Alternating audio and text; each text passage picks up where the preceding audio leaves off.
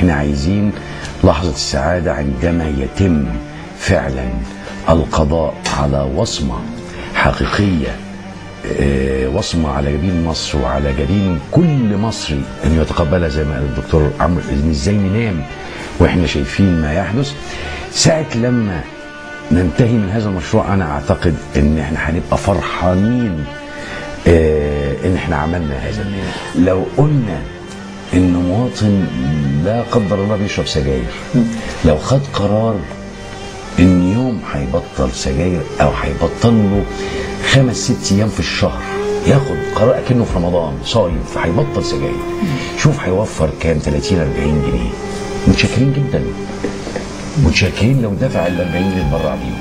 عايز اقول ان احنا عندنا حاجات كتير قوي انتوا هتقدروا تطرحوها من خلال الاعلام.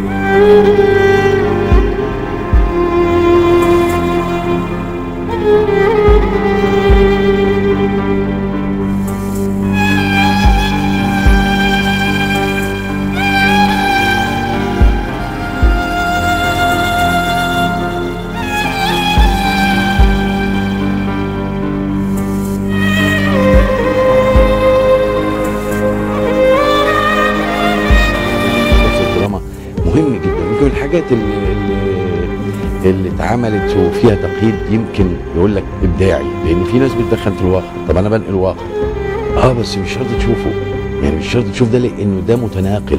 يعني الانسان بيبص بعينه، يحب بعينه وبعين بدماغه وبعين دماغه. شخص ده الجوزه والحاجات دي اللي هي بقت في اماكن عامه كتيره بنبص نلاقي فتيات وشباب بيتناولوا صوره حقيقيه الفنيه. احنا ليه بنقدم الشيء الوحش عشان الناس ما تعملوش؟ طب ما تيجوا نجرب. انا جربت ده، انا اقدم الشيء حتى لو مش موجود في الواقع، شيء خيالي. نقول ايه ده؟ الناس ما بتعملش كده، الناس في المثاليه دي.